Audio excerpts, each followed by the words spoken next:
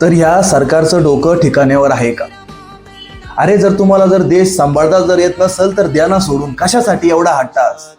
कशासाठी? काय दाखवायचंय तुम्हाला या जगात करून असं?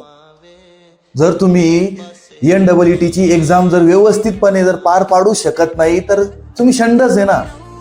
तुम्ही जवळजवळ पूर्णपणे शंडच आहे. मला एक सांगा, आपल्या उभ्या आयुष्यात तुम्ही सुद्धा हे मंत्री संत्री खासदार हे NEET ची एक्झाम ऑर्गनायझर करणारे तुम्ही तुमच्या उभ्या आयुष्यात तरी एवढा अभ्यास केला का?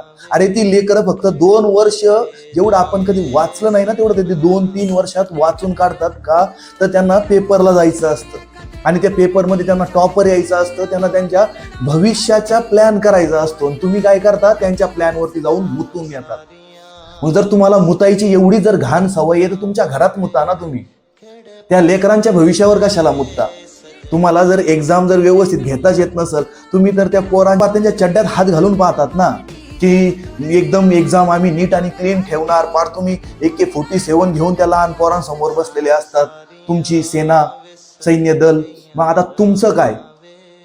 दगडांना ठेचून ठेचून मारले पाहिजे एक एक. मी तर म्हणतो शिक्षण मंत्रींना तर लगेच राजीनामाच द्यायला पाहिजे. भाऊ तू काय करतोय?